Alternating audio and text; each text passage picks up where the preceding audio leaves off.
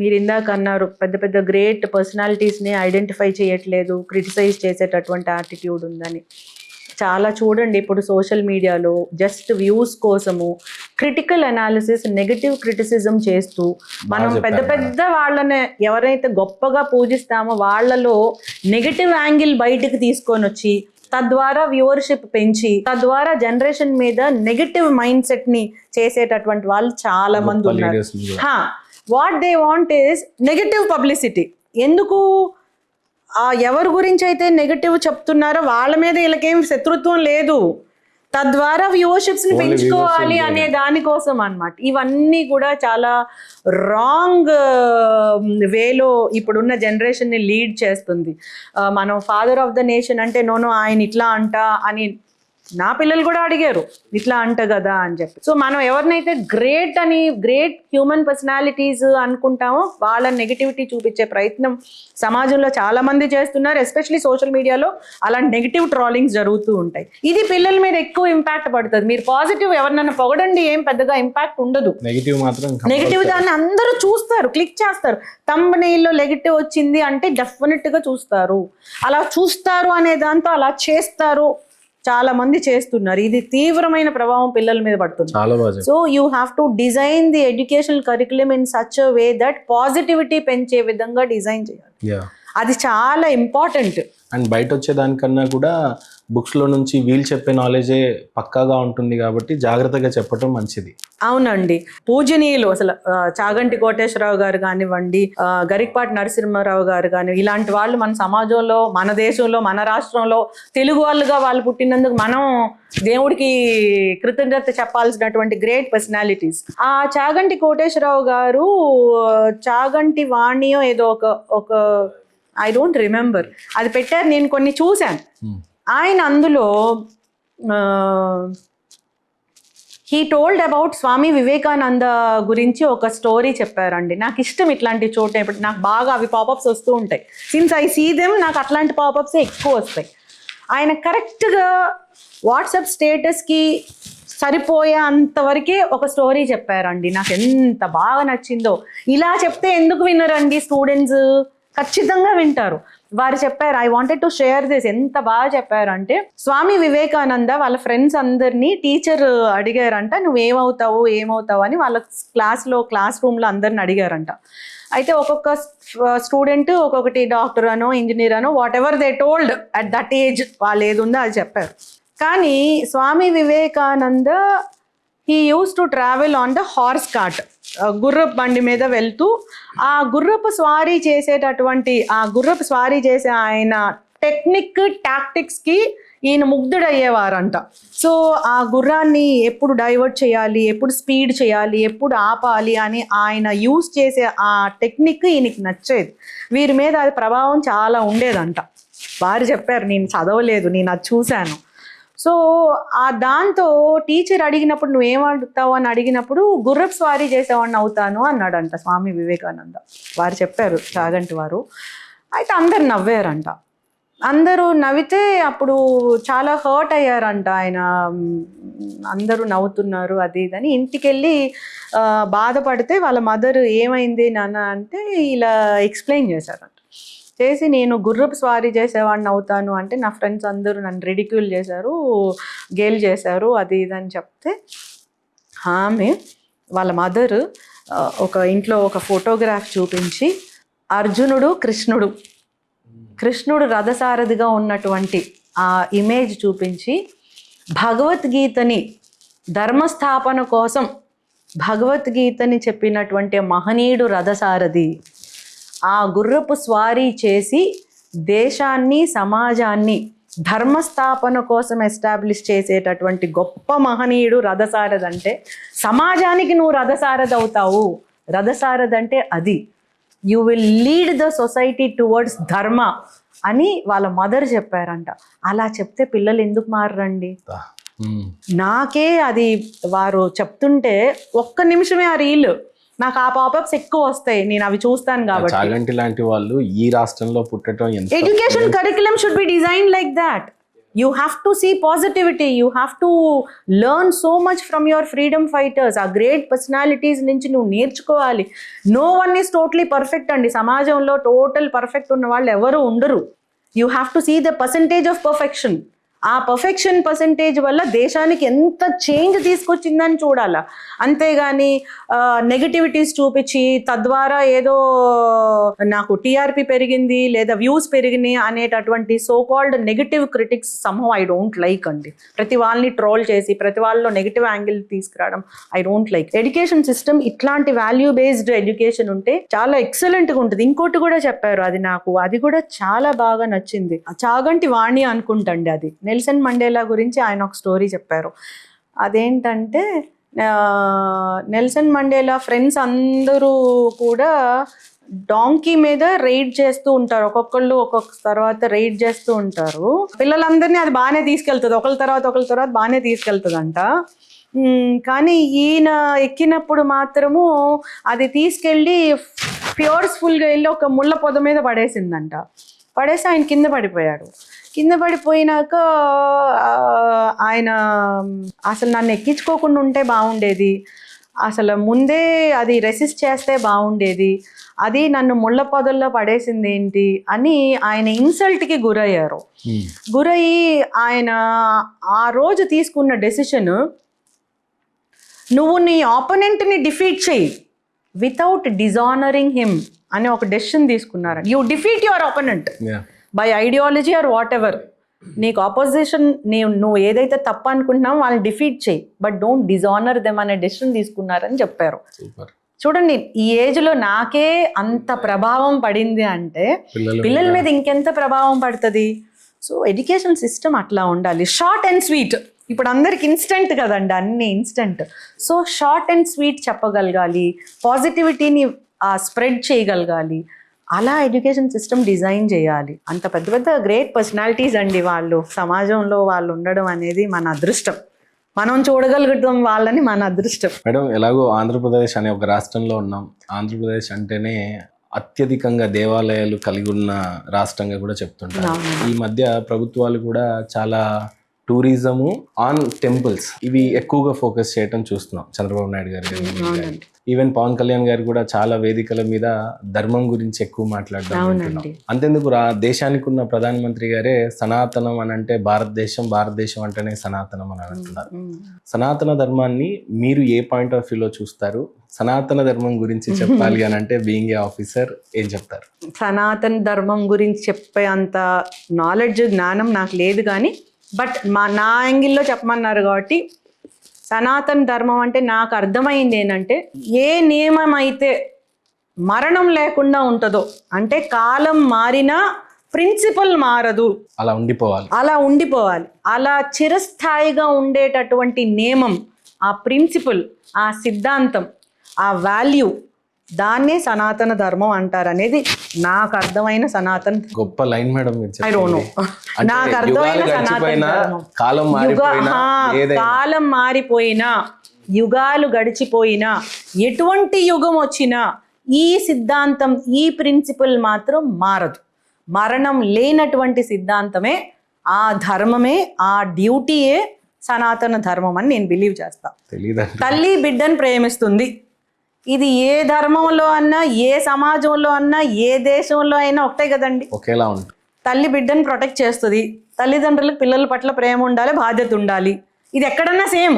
నువ్వు ఏ రిలీజియన్ అయినా, ఏ రంగు వేసుకున్నా, ఏదైనా, దట్ ఈస్ సనాతన ధర్మం.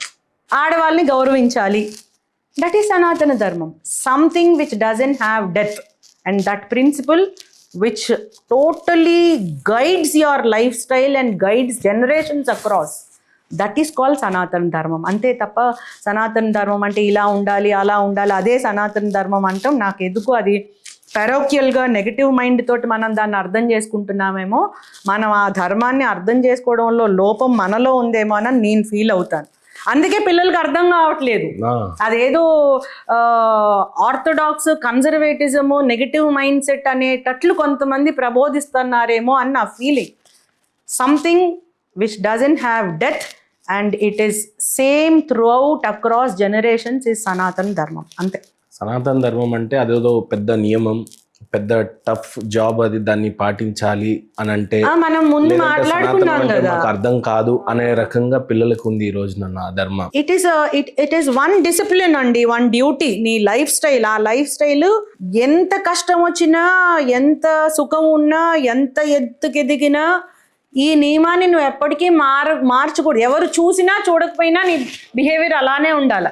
ఇప్పుడు దేవుని దండం పెట్టుకుంటున్నా, అందరూ చూసారు కాబట్టి దండం పెట్టుకొని ఎవరు లేకపోతే తొక్కం కదండి.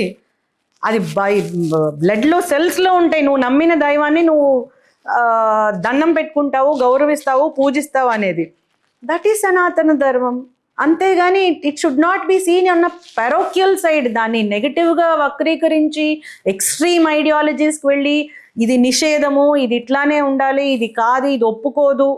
ఎందుకు ఒప్పుకోదు? ముందు మనం డిస్కస్ చేసుకున్నాం, ప్రిన్సిపల్ కన్నా పర్పస్ ఇంపార్టెంట్, ప్రీచింగ్ కన్నా గైడింగ్ ఇంపార్టెంట్. మనం మోరల్స్ చెప్పడం కాదు, వాళ్ళని వాల్యూస్ని వాళ్ళే డిసైడ్ చేసుకునేలాగా మౌల్డ్ చేయగలటం ఇంపార్టెంట్. సనాతన ధర్మం కూడా అదే చెప్పడం. కరెక్ట్గా మనం చెప్పలేకపోతున్నామేమో, అది వాళ్ళకి అర్థం కావట్లేదేమో మీరు అన్నట్టు పిల్లలకి. ఎస్. సరిత గారికి ఎంత అంటే దైవభక్తి ఎంత ఉంటుంది? How you starts your day? భక్తి అంటే ఎలా ఉండాలి? నేను ఖచ్చితంగా పూజ చేసుకొనే బయటకు వస్తాను, ఖచ్చితంగా దీపం పెట్టుకొనే నిద్రపోతాను. ఖచ్చితంగా 12 అయినా 1 గంట అయినా ఫ్రెష్ అయిన తర్వాత అమ్మవారికి దీపం పెడతాను. నేను అమ్మవారిని బాగా బిలీవ్ చేస్తాను. అంటే శివుడు, వెంకటేశ్వర స్వామి, కలియుగ దైవం అంటే ముందు నుంచి అట్లా ఐ డోంట్ నో. ముందు నుంచి విజయవాడలో పుట్టామంటే మా కనకదుర్గమ్మే మొత్తం. సో అట్లా దేవుడు లేనిదే మనం లేము. ఎవ్రీథింగ్ మనం మంచిగా ఉంటే God will decide, he will design, but provided you are with those. మనం ఆ ప్రిన్సిపల్స్ తోటి, ఆ భయంతో, ఆ భక్తితో, ఆ వాల్యూస్ తోటి మనం ఉంటే దేవుడు ఖచ్చితంగా మనకి మంచే చేస్తాడు. ఏది జరిగినా మన మంచిగా అని మా ఫాదర్ అంటూ ఉంటాడు. ఏది జరిగినా అది నిజం. భక్తి ఏ మేరకు ఉండాలి? నిజంగానే దైవభక్తి ఉండటం వల్ల మనకు కలిగే లాభాలు ఏంటి? ఇది సమాజంలో కానీ అది ఎలా ఉపయోగపడుతుంది అని అంటే మీరు ఏం చెప్తారు? దైవభక్తి అనేది ఒక కాన్ఫిడెన్స్ని ఇస్తుందండి, ఒక డిసిప్లిన్ ఇస్తుంది, ఒక కాన్ఫిడెన్స్ని ఇస్తుంది, ఒక లైఫ్ స్టైల్ ఇస్తుంది. తప్పు చేయకూడదు అనేటటువంటి ఒక భయాన్ని ఇస్తుంది. భయం అంటే మళ్ళీ వేరే భయం కాదు, తప్పు చేయకూడదు అనే భయం. పాపభీతి అంటారు కదా, పాపభీతి అంటారు కదా, అది ఖచ్చితంగా. అండ్ ఇంకోటి, నేను పక్కన వాళ్ళు నన్ను ఎలా గౌరవించాలి అని అనుకుంటున్నానో అదే విధంగా వాళ్ళని గౌరవించాలి, తద్వారా పైనుంచి దేవుడు చూస్తాడు అని నేను నమ్ముతాను. ఇంకోటి నేను బాగా బిలీవ్ చేసేది ఏమంటే, కొంతమంది ఇది దైవభక్తి అనే ఆస్పెక్ట్ వచ్చేటప్పటికి డబ్బున్న వాళ్ళకే దైవం అనే వాళ్ళు చాలామంది అంటారు. బట్ ఐ ఫీల్ డబ్బు ఉంటే దేవుణ్ణి ఎంత దగ్గరగా చూస్తావో, ఎంతసేపు చూస్తావో మెజర్ చేయొచ్చు, అంతవరకే. సో నాకు బాగా డబ్బు ఉంది, నేను పెద్ద టికెట్ కొనుక్కోగలను, నేను ముందు నుంచి చూస్తాను, ఓకేనా. లేదు నాకు లేదు, కొంచెం దూరం నుంచి చూస్తాను. బాగా డబ్బు ఉంటే కొంచెం ఎక్కువసేపు చూస్తాను, లేకపోతే 1 నిమిషంలో వెళ్ళిపోతాను. ఇదేంటి, నేను దేవుణ్ణి చూసేదే డిసైడ్ చేస్తున్నా, అంతవరకే. దేవుడు నన్ను చూడటం నాకు important. His blessings should be on me. ఆ బ్లెస్సింగ్స్ నా మీద ఉండేది నేను ఎంత దగ్గరగా చూస్తున్నాను అనేది నా సైడ్ నుంచి, దేవుడి సైడ్ నుంచి పైనుంచి చూస్తాడు ఆయన. ఆ పైనుంచి చూసేవాడికి నువ్వు ఎంత దగ్గరగా ఐడల్ ముందు ఉన్నావు అనేది ఇంపార్టెంట్ కాదండి. నీ లైఫ్ స్టైల్ ఎంత పాజిటివ్గా ఉంది, నువ్వు ఎంత మనిషికి ఉపయోగపడుతున్నావు, నువ్వెంత నీ ధర్మాన్ని, నీ విలువల్ని కాపాడుతూ నువ్వు జీవిస్తున్నావు, అది దేవుడు పైనుంచి చూస్తాడు. అది ఇంపార్టెంట్. ఆ దైవభక్తి ఉంటే నాకు డబ్బుతో పని లేదండి. ఆ 1 సెకండ్ ఆ దేవుణ్ణి చూడగలిగేటటువంటిది నా ఆనందం కోసం. నా జీవితం నేను కరెక్ట్గా మౌల్డ్ చేసుకొని, నా లైఫ్ స్టైల్ నేను మంచి వైపే వెళ్తే, నా ఆలోచనలు మంచిగానే ఉంటే, నా మాట మంచి తీరులోనే ఉంటే, ఎవరికి హానికరం కాకుండా ఉంటే, ఆ పాపభీతి నాకు ఉంటే గింటే ఒకడికి మంచే చేయాలి, చెడు చేయకూడదు అనేది ఉంటే, నేను దేవుణ్ణి ఎక్కడి నుంచి చూస్తున్నాను, ఎంతసేపు చూస్తున్నాను, డజంట్ మ్యాటర్. దేవుడు నా మీద ఎంత బ్లెస్సింగ్స్ పైనుంచి ఇస్తున్నాడు. For him everyone is equal. చాలా మంచి మాట చెప్పారు. For us we are maintaining the distance and telling that he is rich, he is pure. For him దేవుడు ఈజీగా అవైలబుల్ ఉన్నాడు, ఈయనకి ఈజీగా, అది మన వైపు నుంచి చూస్తున్నాం కానీ దేవుడికి అందరూ ఒకటే. ఇది నేను దేవుడి గురించి నమ్మేదండి. ఇదే నేను ఫాలో కూడా అవుతాను. నాకు దేవుడు చాలా ఇంపార్టెంట్. అమ్మవారు లేనిదే మేము లేము. She has guided me. అన్ని చాలా వాక్స్ ఆఫ్ లైఫ్లో నన్ను చేయి పట్టుకొని నడిపించినటువంటి అమ్మవారు.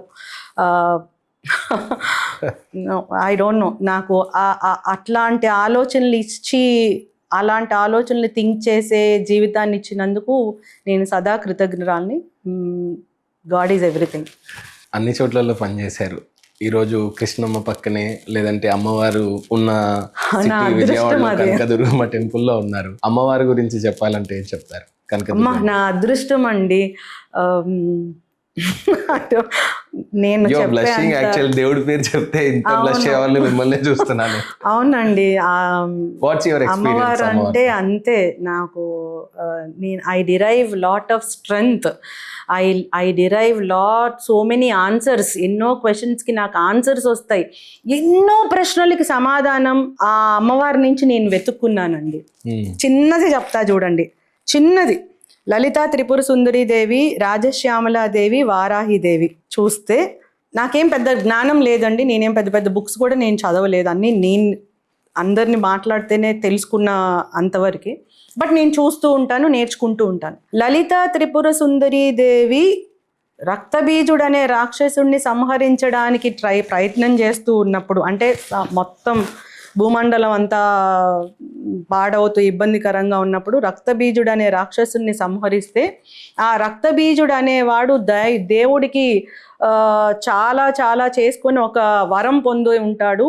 ఆయన రక్తం ఎక్కడ చిన్న బొట్టు పడినా ఆ బొట్టు నుంచి మళ్ళీ ఆ రక్తబీజుడు పుడతాడు అనేటటువంటి వరం ఉన్నవాడు అతను.